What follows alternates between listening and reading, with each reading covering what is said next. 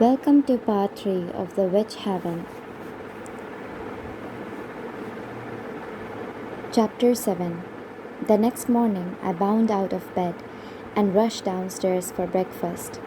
Over cinnamon buns and steaming tea, I jiggle my foot under the table, anxious to learn today's new lessons. Lena meets me at the dining room door, and like yesterday, we walk together to practical applications. Also, like yesterday, Mrs. Roberts circles the room, doling out needles, buttons, and thread.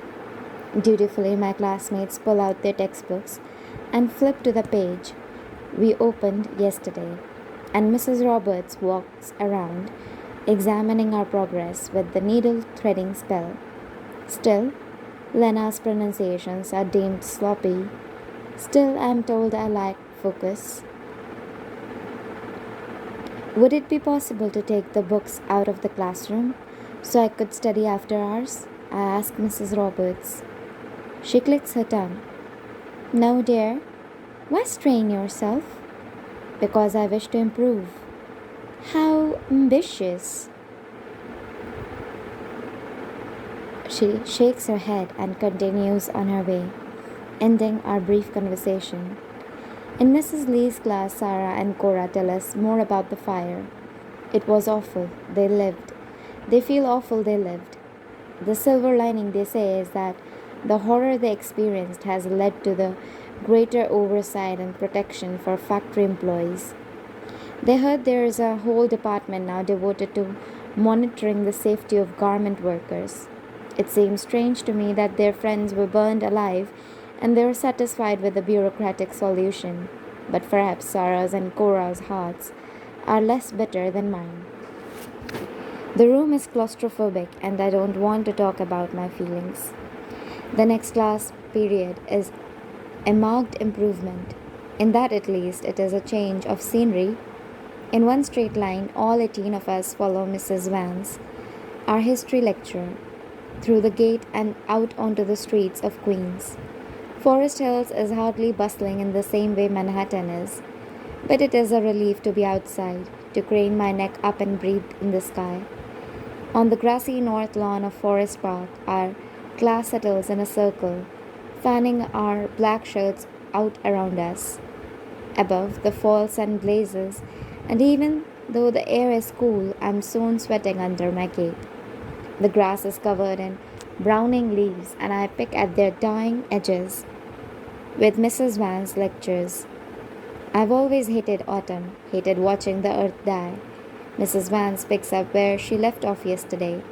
Witches in early America used their powers to help run cottage businesses, but they were always careful not to be too successful, lest anyone get suspicious. I pick and pick and pick until my skirt is covered with leaves and sweat is snaking down my neck. Mrs. Vance does not offer time for questions, and today I know better than to ask Ma. I go to dinner that night without much to say to anyone. I make a few jokes, hoping to shake my full mood, but Lena does not laugh, and Maxine sits with her other friends. The next morning, I rise with considerably less buoyancy than yesterday. Mrs. Roberts does not hand out needles today, but wooden stirring spoons. We spend an hour making them stir nothing in the air, swishing and twirling over our work benches. The next day we banish dust from a coffee table. The day after that we levitate a rug for dusting. Do we learn to do more than keeping house? I lean over and whisper to Lena on a Thursday afternoon. That wouldn't be very practical, she replies with dense sarcasm. We share a knowing glance, but I don't push the topic further. On Friday, we make a rose bloom, and for a second it's so beautiful. It takes my breath away, but then Mrs. Roberts launches into a story about a friend who uses this trick to ensure her flower arrangements are always perfect for her dinner parties. And I'm bored once more. History isn't any better. Mrs. Lee's class is worse. On and on for 2 weeks. I go to class, I make small talk with Lena and Maxine, who seem to tolerate me well enough, and every day my excitement withers like a rose forced to bloom too soon. How foolish I was for thinking I was the recipient of something good, or how selfish and ungrateful I am for being bored with magic in less than a month. Either way, I am not acting like what Mrs. Carey would call a girl of quality.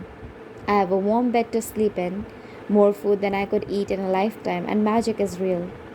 How is it possible that I'm still unsatisfied? At night, when I can't sleep, I allow myself to stare up at the canopy of my bed and let the rage wash over me. What on earth is wrong with me that is not enough? I felt anger before, but I'm beginning to fear I well and truly hate myself.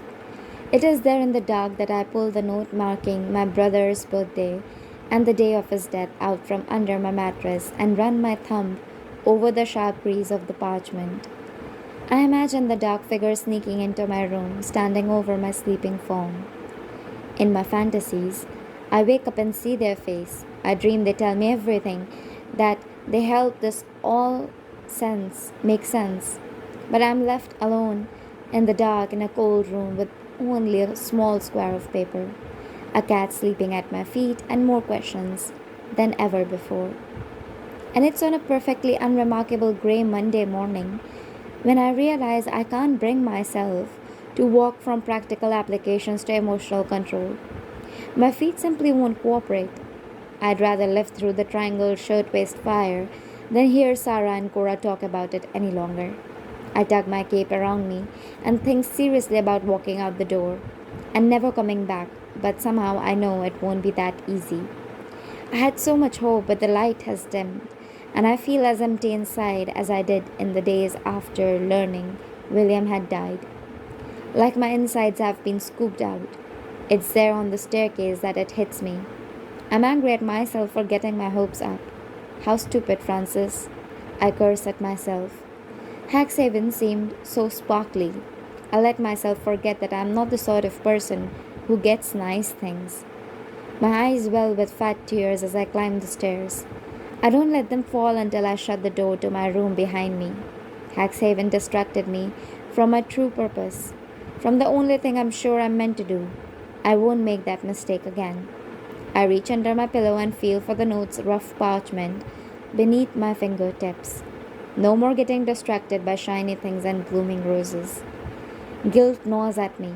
All I can think is that without me there to remind them, the police will stop looking for William's killer. Not that I could contact them. What with being a murder suspect myself? My feather bed cuffs up a cloud of dust as I throw myself on it. The day slips away, lost to my self-pity, but I bring myself to climb down the stairs for dinner. I don't know if anyone noticed I wasn't in afternoon classes. Probably not. No one here seems to notice me much at all. The excessive food was a luxury in my first days here, but now the waste disgusts me. I sit at the table and pick at a plate of red potatoes. A yellow jacket lands on a plate of sticky, sliced fruit. It skitters around before taking flight once more. I'm not hungry. I'm the first one upstairs after dinner, having left my roommates downstairs, where they were still eating and socializing with the other girls. Many of the girls stay up late in the dining room or atrium or sun porch playing card games and gossiping, but I have yet to be invited to join them, and I'm not sure I want to be. I'm lying to myself.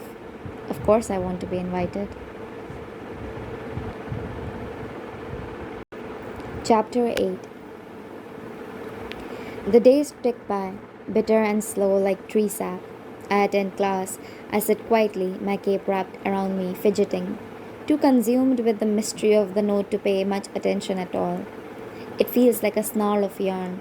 If only I could tug at the right spot, the whole thing would unravel.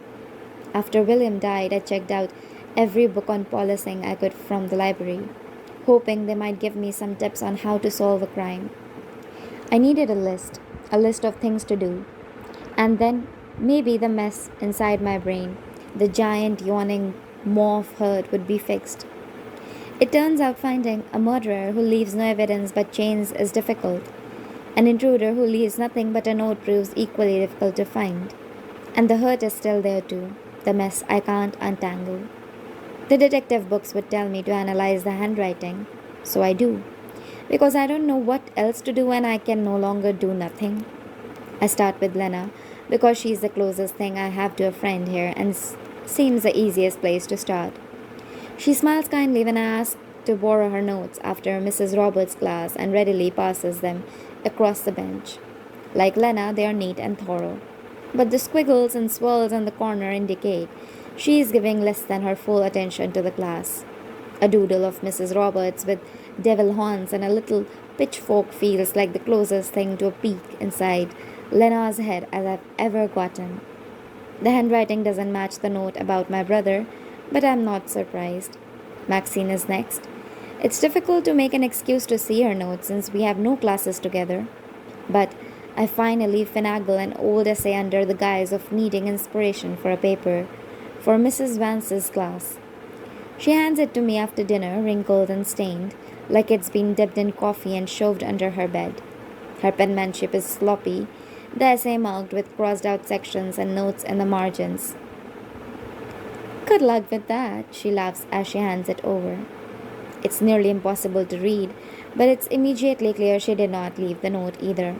I peek at Aurelia's and Ruby's papers, strewn across the vanity in our room. No match there. I systematically work through my classes for the rest of the week. I ask to borrow so many notes, I fear my classmates may think I'm illiterate. Mabel passes hers over with a smile and an offer to help me study. Sarah and Cora offer theirs after a suspicious glance between them. Maria's are bound in a beautiful leather notebook. Rachel's are a pile of loose leaf paper.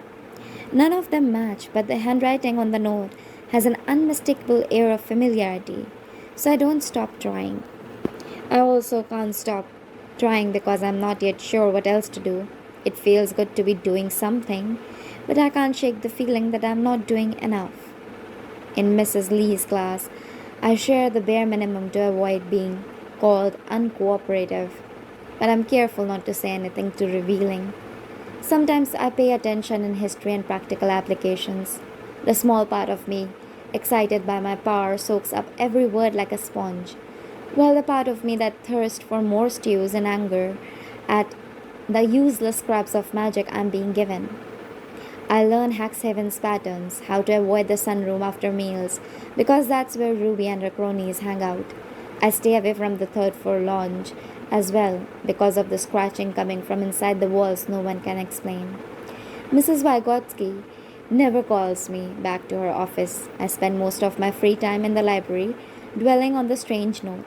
I keep coming up empty, and I can't decide if frustration is a feeling worse than hopelessness. I sleep poorly at night. I instead stay awake, running my fingers over the crease of the note again and again, just to reassure myself I did not dream it up. When I do manage to fall asleep, I'm plagued with vivid, confusing dreams. I'm typically in the shop, but sometimes I'm in our old apartment or in Tompkins Square Park or even at Haxhaven. In the dreams, I always know that something is deeply wrong, but I can't ever identify what. Finn, the boy with the curly hair and intense gaze, is almost always there too. He watches me through narrowed eyes, and I wake up covered in cold sweat, feeling like I haven't slept at all. The second note arrives on an uncharacteristically cold Tuesday. I leave dinner early, planning on reading a novel in the peace and quiet of my empty room. But I must doze off while the sun is setting. I wake with the start, still in my uniform, lying on top of the duvet, book resting on my chest, feeling as if no time has passed at all. The room is purple with twilight, and there on my pillow, just like the last one, is a folded square of parchment. With a zip of nerves, I'm suddenly wide awake.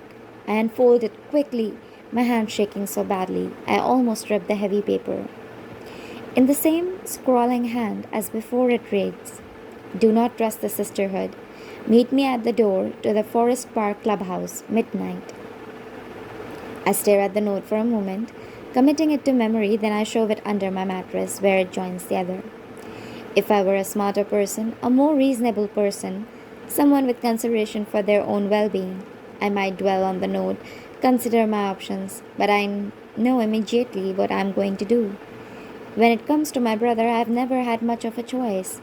This is how I love him now. in the dark with my rage and shaking hands. From my window, I can see the pitch of a roof poking out from the tangle of trees in the park.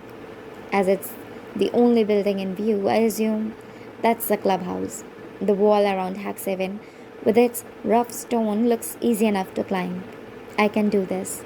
I have to do this. I glance at the clock. It's only just past 5 in the evening. My roommates must still be downstairs talking or playing cards. What would have happened had they come in and seen the note before I did? What would have happened if they had come in and seen who was leaving it? It has to be a student at this school, I reason. The alternative is too unsettling to dwell on. But if it is another student leaving the notes, why do they want to meet me outside the protective walls of the school? I pray I soon have answers. After dinner, I slip on a white cotton chemise and slide into the soft sheets of my bed. I'm too awake from having napped and too anxious about the meeting to sleep. But I need to avoid arousing my roommate's suspicion if I have any hope of sneaking out successfully. I lie in bed for hours, staring at the ceiling and counting down my heartbeats as darkness creeps over Hack 7. Eventually, my roommates filter in. I hear Ruby brush her hair 100th time, and Aurelia wish Lena good night. After what feels like eons, the room fills with heavy sounds of their breathing and the ringing of the grandfather clock on the far wall. It's only by the watery light of the moon that I can read the golden clock face. At 11:43, I slide out of bed, button my black cape over my white nightgown, pull on grey woolly socks, and lace up my boots. It isn't until I have my shoes on that a terrifying realization hits me. The person who is leaving these notes may very well be my brother's killer. Maybe they have returned to finish the job, but I go anyway. It's like I'm watching myself from outside my body, screaming at myself to stop. But I can't make myself listen.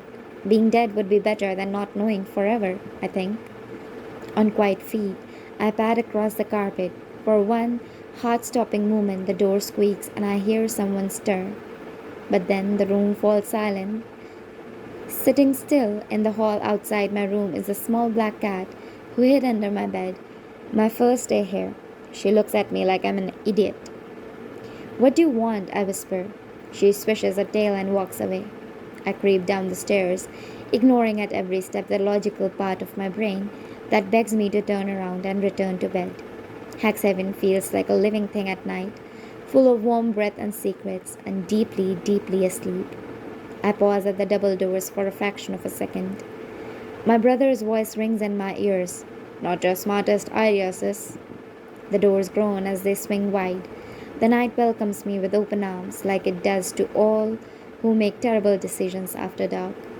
The late September air bites with the promise of winter. The cold pricks at my skin. Dew from the lawn soaks into the leather of my boots and leaves me shivering despite the weight of my socks. It doesn't take me long to reach the wall that borders the school like a sharp-toothed mouth. Staring up at it, I'm well aware that I'm about to do the stupidest thing I've ever done. The wall looks taller at night, and it's been a long time since I called and scaled a fence. Not since I was 11 and playing hide and seek with Oliver and William.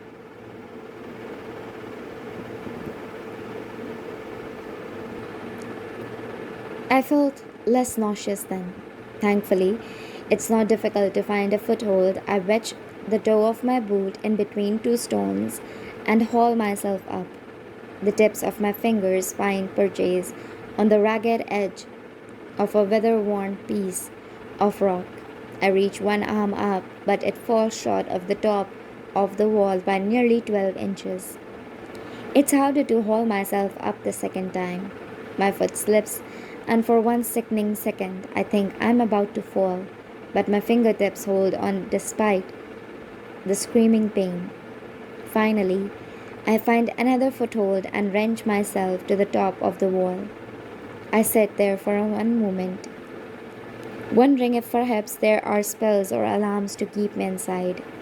But then I think of my brother, the bravery with which he would have run into any forest to save me, and I jump.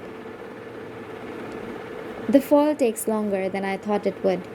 It isn't until I'm in the air that I give any serious thought to how terrible landing is going to hurt. I collapse to the ground with a thud. Pain shoots up my ankles and through my knees. Cautiously, I rotate both ankles. They felt better, but nothing is broken, blessedly. So I push myself up and continue on. Queens is only a few miles from Manhattan, but there is nothing familiar about this place. The stillness feels like peace and more like a threat. I don't know what waits for me in the dark. Twigs snap under the soles of my feet as I work my way farther into the darkness of the park. The blackness is so heavy. It feels like a physical object, so complete. It seems to be chewing at the edges of reality, eating everything around it. My eyes can't adjust. The path turns deeper into the trees. I stumble and end up on my knees. I reach down to wipe off the dirt, and my hands come away wet. I wipe the blood away on my nightgown. The jackrabbit beat of my heart makes me feel like a prey animal about to walk into a trap. A canopy of stubborn leaves blocks out the light of the moon, and it doesn't take me long to be very cold and very sure I've made a mistake in coming here tonight. My body is shaking all over. I clench my jaw to keep my teeth from chattering. I curse under my breath and turn back, but the path snakes again, and I am suddenly not sure where I am. I have strayed too far from the walled safety of the school. Surrounded by trees, I feel very small. It's been a long time since I wished for the warmth of my mother's embrace, but I crave it now. I take 3 steps down the path and whip my head from side to side. Nothing. Nothing but the solid darkness of silent woods on all sides of me. The flickering candles in the windows of Haxhaven are nowhere to be found. My heart quickens as panic rises in my chest. You deserve this, a cruel part of my brain whispers. This is what you get for being a fool. With the power I've felt in me before, I try to summon something, anything, but nothing happens. I squeeze my eyes shut and count backward from 15. It's a habit I picked up from Mrs. Carey. Whenever we made a mistake on a garment or struggled with an order, she would tell us to close our eyes and count backward. We had 15 seconds to pull ourselves together. It was usually all we needed. 15, 14, the deafening silence is splintered. 13, 12, a voice cuts through darkness. 11, no, voices, plural. 10, someone hisses, shh. 9, a sharp laugh. 8, 7, a low voice whispers. 6, 5, 4, dry leaves rustle. 3, 2, a female voice says something that might be my name. 1. My eyes snap open. I'm not alone in the park. Hello, I whisper to the solid darkness. There is shuffling in the underbush. A bobbling lantern comes into view. It flickers orange and white against the obsidian dark. With sheer force of will, I gather my confidence and take a few careful steps in the direction of light. Who's there? I rasp. The whispering voices are louder, but I still can't make out what they are saying. Closer and closer, I creep to the lantern, which has stilled. Whoever is carrying it has reached their destination, or they are lying in wait. If this is a joke, it isn't funny, I hiss into the night. The voices have gone quiet. Too close. A shadow moves. It's human-shaped, but hunched and moving in a jerky, repetitive pattern. I don't expect the cloud of dirt that flies up and hits me in the mouth. What the hell? I exclaim. Who's there? A female voice asks from outside the range of the lantern's light. Who are you? I hiss back. Francis? A different voice asks. At the sound of my name, recognition hits me like a punch to the gut. Lena? Is that Maxine? Are you two the ones leaving me notes? What notes? And what are you doing here? What are you doing here? I demand in return. Maxine rises from the ground, brushing dirt off her nightclothes, an oversized linen shirt paired with loose trousers, holding a large object in her hand. Looking for this? That's what the movement was. She was digging. And I was looking for you, Lena says, rising from the ground herself. I heard you get out of bed. I followed you down the stairs to see where you were going, and I ran into Maxine on the landing. And I felt a strange flare of magic so strong it woke me up, Maxine says. So I got out of bed to investigate. I found Lena looking for you and invited her to come with me. Invited? Lena snorts. I wanted the company. You wanted to use me as monster bait. Not true. Wait. I interrupt the bickering. So neither of you have been leaving me notes on my bed? At their confused expressions, I unfold the note clenched in my sweaty palm. They pass it back and forth, examining it under the light of the lantern. I did not leave this for you, Maxine says. I'm not even sure what this means. I think it has something to do with my brother, I say. I didn't know you had a brother, Maxine replies. I don't anymore. It's easier to be glib than sad. I think this might have something to do with his murder. The twin pity in their eyes make me feel small. Maxine inhaled sharply. And you thought creeping out into the dark woods to meet a murderer was wise? It's probably just another girl playing a mean joke, Lena says. Maxine nods in agreement. A nasty prank. I'll help you get them back. We'll put paste in everyone's oatmeal. Lena looks horrified. Everyone? Maxine shrugs, undeterred. I'm committed to any and all revenge plots. I sigh, and they return their focus to me. I barely speak to other girls. What use would they have to do something like this? I don't tell them about studying their handwriting, not to mention how it would be near impossible for any of my classmates to know the exact date of my brother's death. Their silence makes me uncomfortable, so I ask another pressing question. Maxine, what did you say about a magical flare up? All magic is connected. I don't understand it, but I can feel it. It's how I found you. It's how I find everyone. But tonight I felt something different. Different? How? I ask. Different as in different. Almost like someone using power for the first time, but more urgent somehow. It wanted me to find it. It? I ask. This. Maxine holds up an oversized leather-bound book flaking with age and grime. A book? I ask. A magic book. Maxine corrects me. A magic book buried in the park, revealing itself to us the same night Frances was supposed to meet a murderer in the woods. Lena adds. She looks skeptical and it doesn't escape me. She is taken 2 steps back from where Maxine holds the book.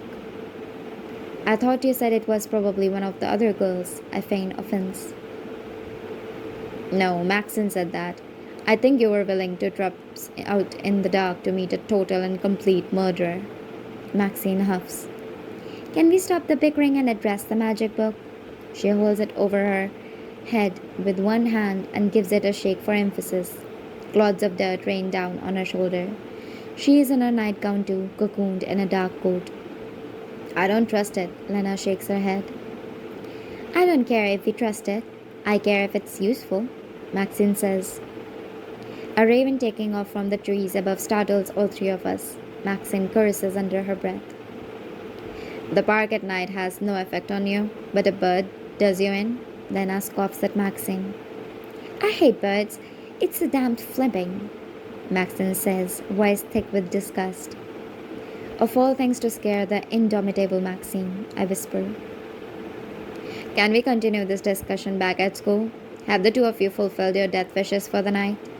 Lena places her hands on her hips, waiting for us to realize she is right. Maxine tucks the book under her arm and takes me by my hand. My death wish can wait another day, Frances. I scan the dark park once more for the note lever, but it's futile. The person isn't here, and I'm no closer to getting the answers I desperately seek than the day William died. It must have all been a joke, hope playing with my imagination and grief. I let out a deep sigh. Yes, let's go. Maxine has no trouble skipping down the path back to the wall that encircles the school. She finds it so easily, just like everything seems to come easily to her. I'm grateful to have her warm hand in my and Lena's in my left. The dark is less frightening with them by my side. I'm getting ready to hike up my nightgown to climb the wall when Maxine laughs and pulls a skeleton key from the pocket of her overcoat. Perks of the job, she deadpans as she unlocks the front gate. We creep across the lawn, pry open the front doors, and step through the echoing entryway. It still strikes me as odd that the door isn't locked. Anything this easy usually comes with a price. On the second floor landing, Maxine jerks her head in a follow me motion. Lena and I obey, trailing her down the hall to her room. Maxine attends classes like the rest of us, but her special status as a finder makes her some cross between student and faculty, which must be why she has no roommates. Just a powder blue canopy, bed strewn with clothing and blankets. Her vanity is littered with sparkling baubles and velvet ribbons. She catches me eyeing them. Mother won't stop sending them in the mail, no matter how I beg her to stop. Take whatever you wish. I don't take anything, but I do think about sticking a brooch in an envelope to send to my own mother. The heavy book lands with a thud and a cloud of down feathers as Maxine dumps it onto her bed. Do you feel that? Buzzing? Maxine asks. Lena and I glance at each other and shake our heads no. A shiver spider walks up my spine. Buzzing? Lena's face is etched with concern. Her dark eyes knit together. It feels alive. Maxine whispers.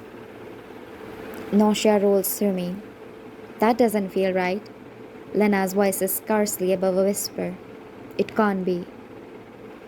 Could the person who has been leaving me notes have wanted me to find this? I ask. I don't know why the question terrifies me so deeply. It looks like it's been buried for ages. It wouldn't make much sense.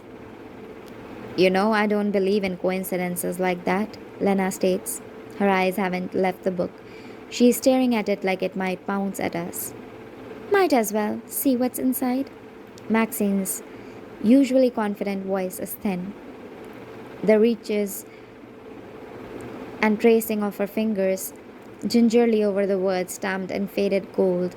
On the black leather cover, the elemental, it reads. She flips it open. Her nimble fingers fly through page after handwritten page of diagrams, words, and symbols. This book does not look anything like the onion skin textbooks we use in Mrs. Roberts' class. It looks ancient and awful, like it wasn't written by a person but simply willed into being by the ground itself. Maxine's hands move quickly, but she is careful not to tear the delicate papers as her eyes devour the pages. She lingers on shapes and markings that make my head throb. Scrambled words and loud, angry handwriting pierce my chest before Maxine flips by a drawing that makes my heart stop. Wait. I grab the book from Maxine's lap and flip back to the page she just passed. The ancient spine cracks as I spread the book on the powder blue duvet. The ink has faded as if the words on this page are being whispered through time. Most of them are in a language I can't make out. In the center of the page is a drawing of a coffin, a mirror, a headstone, a tooth, and a comb laid out in a circle around a Celtic cross. It's the title at the top of the page that sent my heart skittering in my chest. In devastatingly careful penmanship, bolder than the rest of the faded letters are the words, The Resurrection. The ink looks newer than what's in the rest of the book. 4 objects are drawn and carefully labeled: a scrying mirror, a vial of graveyard dust, a hairbrush marked item belonging to the deceased, and a dagger labeled Friagrash. What is this? I whisper. I think it's a smell, Maxine replies. A spell to bring someone back to life? I wonder aloud. That's impossible, Lena whispers. She lays a gentle hand on my shoulder. In the left margin, in dark ink, someone has scrawled hasty notes. The writing is so frantic, I can only make out some of it. Only effective if done soon after departure from this plane, best under waning moon. Graveyard dust no more than 5 days old.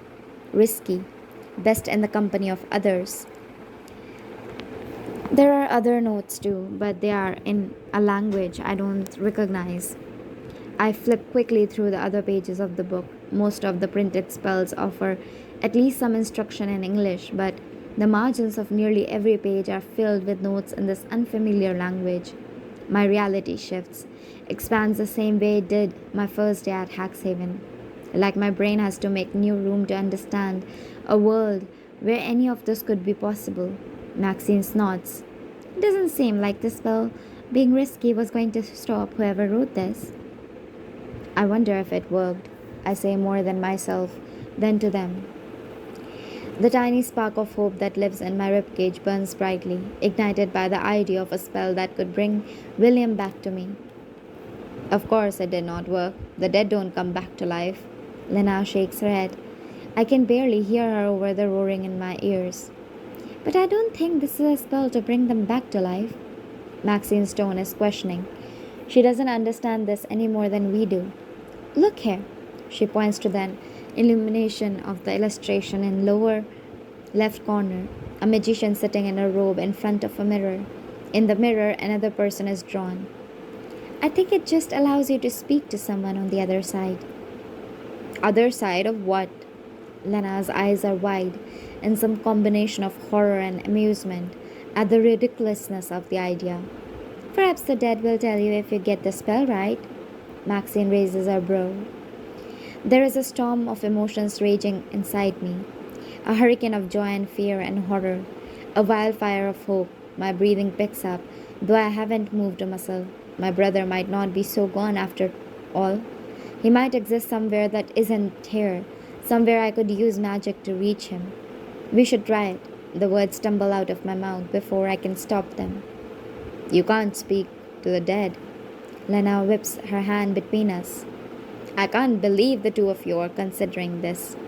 I'm not considering anything, Maxine says. Tell that to poor Frances, Lena quips. She sinks down on the bed next to me. Let this go now, before you do whatever it is looks like you are planning on doing. I begin, but I don't have anything to follow it up with. Of course I want to try the spell. Suddenly there is a knock on Maxine's door. Damn it, Maxine says under her breath. The three of us share panicked glances. Lena darts into Maxine's wardrobe and I hurl myself under her bed. In the same moment, Maxine snaps the book shut and shoves it under her pillow. Lena just an arm out from the wardrobe, robe in hand. Maxine snatches it and wraps herself, covering the overcoat she is still wearing. Bang bang, whoever is outside is impatient. Maxine blows out a lantern, leaving just one lit. She carries it to the door and opens it a crack.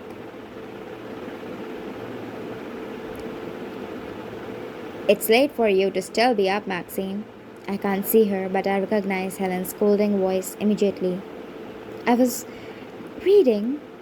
If I weren't so scared, I might laugh. She's technically telling the truth. I thought I heard voices, Helen continues. Her voice is low, authoritative. I was on my rounds. Maxine sighs. Well, they weren't from here. Would you like to come in and check? From under the bed, I will. My breathing to slow, terrified that Helen will hear me. No, that won't be necessary. Helen answers after a pause. You should sleep, though. It's late. Yes, ma'am, Maxine answers, then shuts the door with a click. Simultaneously, the three of us let out a sigh. At the sound of Helen's footsteps down the hall, I feel safe enough to wriggle out from under the bed. Lena takes a careful step out of the wardrobe. I've had enough blind terror for one night. You two should go back to your room. It should be safe now. She'll circle the east end of the second floor before looping back around the stairs. Go quickly. We'll continue this another day soon, I promise. I feel a pull toward the book hidden under Maxine's pillow. The strange, magical, terrifying book, buried in the woods like someone wanted us to find it. Maybe fate exists. Maybe the universe wants this for us. We attend an academy for witches. We have evidence enough to believe the impossible. Let me take the book. I want to spend more time examining every word inked in its pages. Maxine swats away my extended hand. Your room isn't private. What if someone finds it? I'm annoyed with the truth of Maxine's statement. I'll arrange something soon, I promise, she says. Lena looks at me through narrowed eyes. I'm no mind reader, but I'd guess she's thinking, why should Maxine have the power to decide what we do and do not try. She makes her way to the door. We say our good nights, and I follow Lena up the additional flight of stairs to our room. I pause outside our door. The hall is blessedly silent, free of Helen.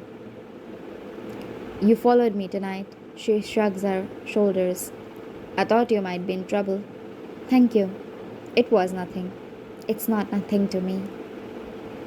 I toss and turn through the night, unable to rid my brain of the image of my brother trapped inside a mirror. One line from the spell book haunts me, only effective if done soon after departure from his plane. My brother has been dead for 126 days. What constitutes soon in magic spells? How long until soon becomes not soon enough?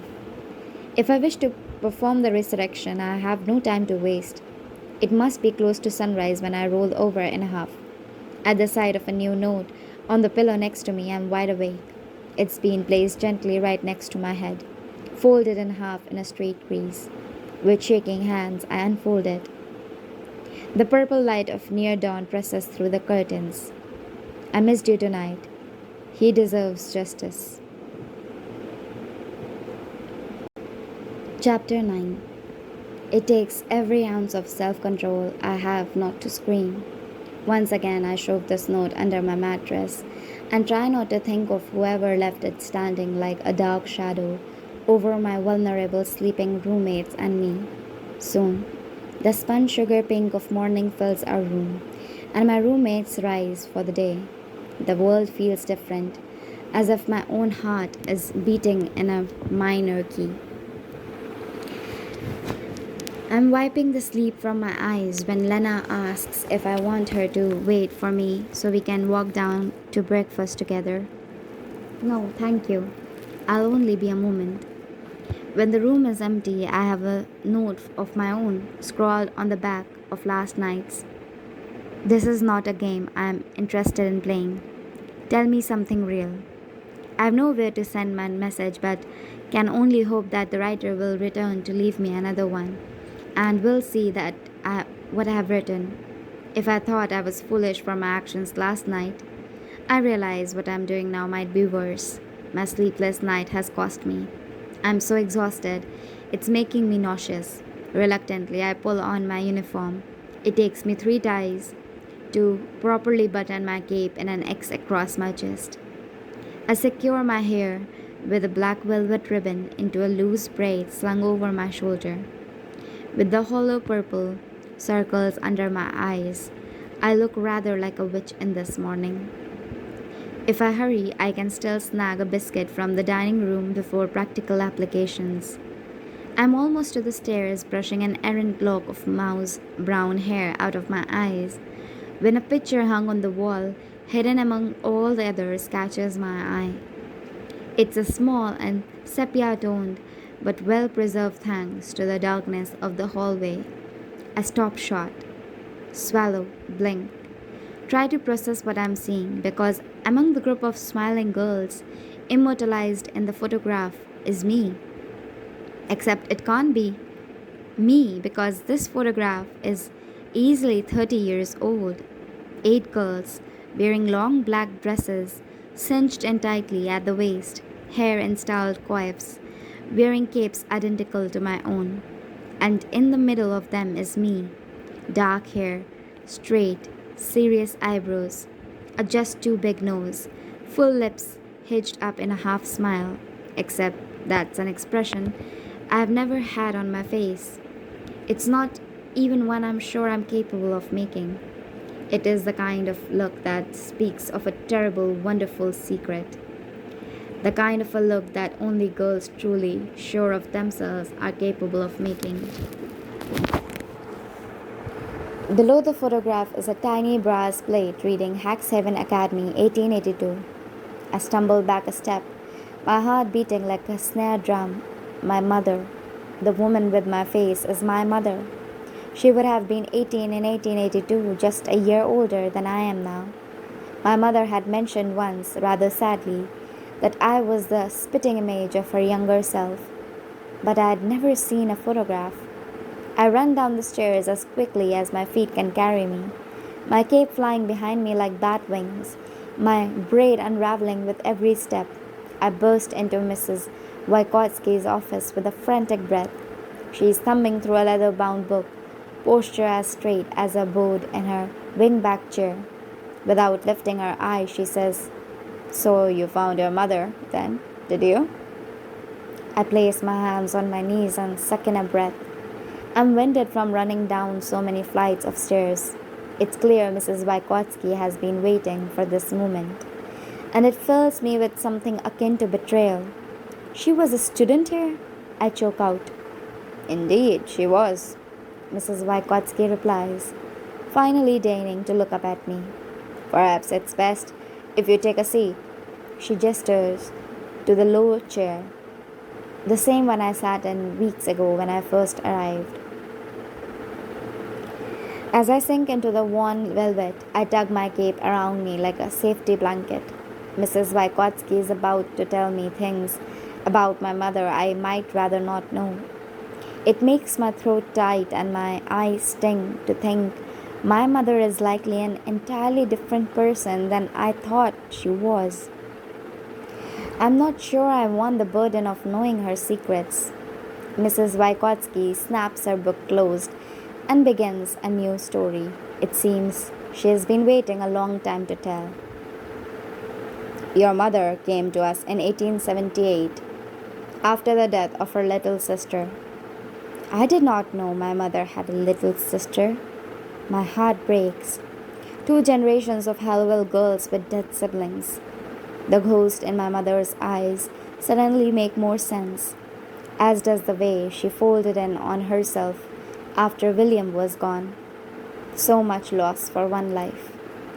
It was cholera, if I recall correctly, though my memory is less than perfect these days. Your mother's family became concerned after they found every single glass in their house shattered. It was an expensive outburst. We found her soon after. My mother was a witch, I say, slowly, the pieces clicking together. "Still, I would assume," Mrs. Vygotsky says, "witches do not lose their powers with age. They can, however, lose control of them without proper management." She waves her hand dismissively.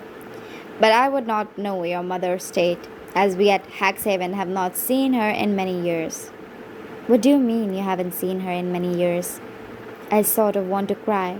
Perhaps it's because the rug that is the foundation of all I believe to be true is being pulled out from under me again.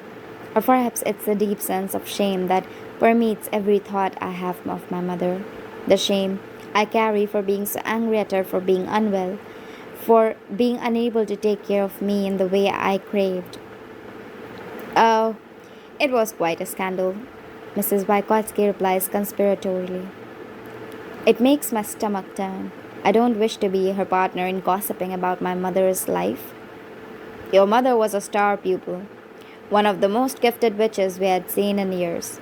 She was on track to become a faculty member, just as she had wished, until she met a young man, ran off into the night, and was never seen again." She says all of this rather matter-of-factly, though I suspect my mother's defection affected her. By the set of her mouth, I can tell she wants me to ask about my mother running away, but this is the one part of the story I already know. I was young when my father left us for good. He had been flitting in and out of my mother's life for years.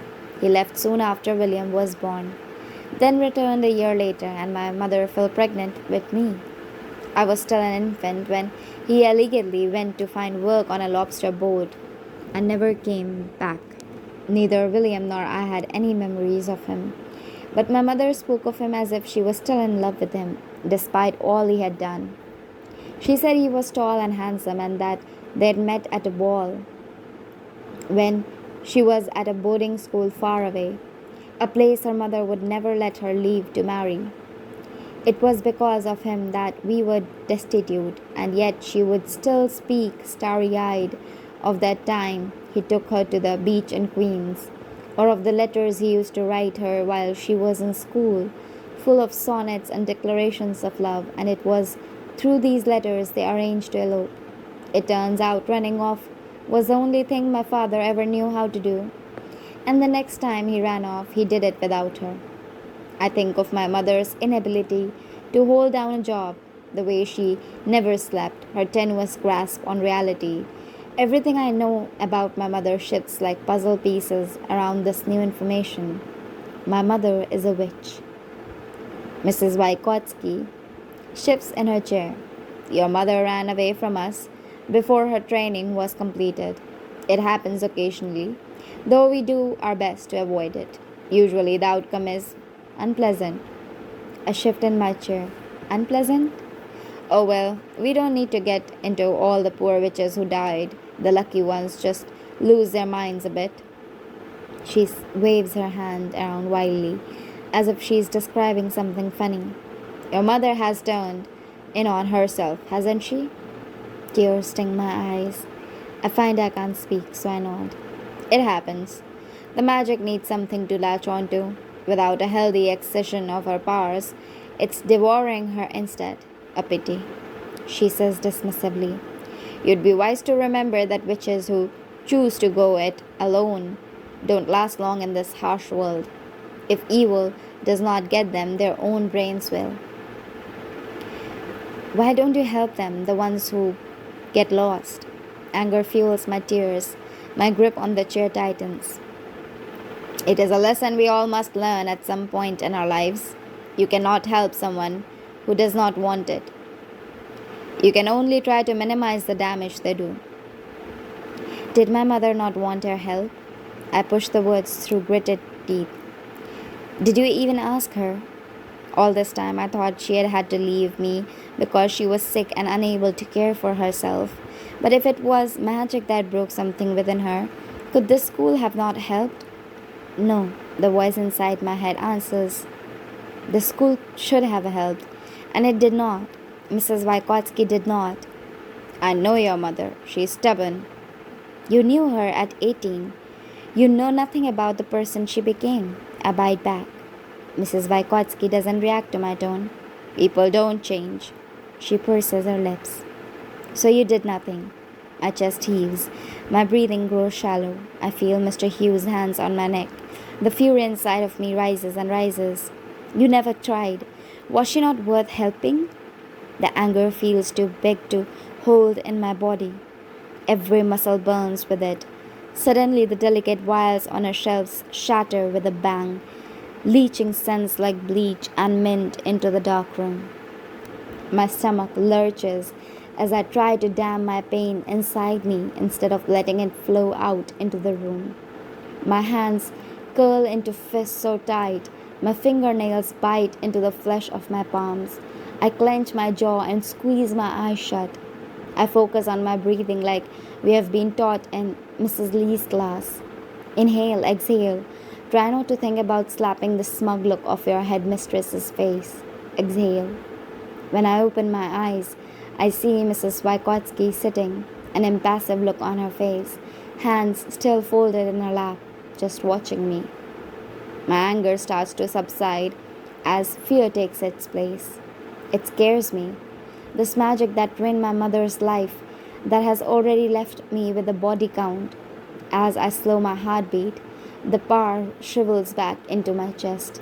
I try to find the calm. Easy, sis. William's words swirl around me and I straighten my back. I unclench the sore muscles in my jaw. Can we help her now? My voice is small. I sound very much like a child. Mrs. Vykotsky studies me, notices that I have put whatever power I have back into its box. I'm afraid not, she finally says. Asylums are difficult to infiltrate, and if we spent our time trying to rescue every wayward witch, we'd never have any time to educate the ones here. The corners of her thin lips draw up into a smile. I understand this is difficult. Because I don't know what else to say, I say, yes, it is. She rises like a spectre, smoothing the black velvet of her dress, and glides to the shelf on the back wall. The broken glass crunches under her heels. She gives me another small smile. The expression looks unnatural on her face. Why don't we clean it up together? Using magic to clean the broken glass would probably be quickest. but my power has shrunk back into a place inside me that feels awfully small and dark and full of fear. On my knees, I banish all thoughts of magic, mothers, and runaway fathers and get to work. Mrs. Vygotsky crouches down next to me. You are not going to make me use magic? I ask. It seems in this situation, magic might make things more difficult. We'll clean this up the old fashioned way. She doesn't say any more, but patiently she works next to me. We fill our hands with dried herbs and brush the broken glass into a pile. The silence is heavy, thick with acrid herbs, but I can't think of anything else to say. I know I'll only be met with more frustrating dismissals. When we are finally done, she smiles at me once more. I know it's been a challenging adjustment, but I do hope you know you can come see me about anything. There's a flicker of something human in her eyes. Thank you, ma'am. I don't mean it. I've missed practical applications, so I make my way directly to Mrs. Lee's waxy cave of a classroom. I can't bear to spend the morning talking about my deepest fears or whatever new torture she has orchestrated today, but class is preferable to being alone with my thoughts. Cora does most of the talking while I pick splinters of glass from the palm of my hand. During dinner, I rip a piece of paper from my notebook and scrawl a message. I know the truth. I'm at the school. Please let me help you. I'll come visit as soon as I'm able. All my love, Francis. I address it to my mother and slip it under Mrs. Vygotsky's door with a prayer she sends it to her on my behalf. I return to my room soon after dinner, turning down Maxine's offer of a game of 21. Are you all right? She asks me. Just a long day. I feign a smile. I collapse on my bed, nerves spent, exhausted to the bone from the incident in Miss Vygotsky's office. I tumble into sleep like a rock thrown into a pond. I gasp awake in the watery light of dawn. Waiting on my pillow, scrawled on a new slip of paper, is a response to yesterday morning's message. I am your ally. When you are ready, I will be waiting for you. To be continued. I hope you like this audiobook so far, and I will see you soon with part 4. Thank you for listening, and please like, share, and subscribe if you haven't already. Thank you so much.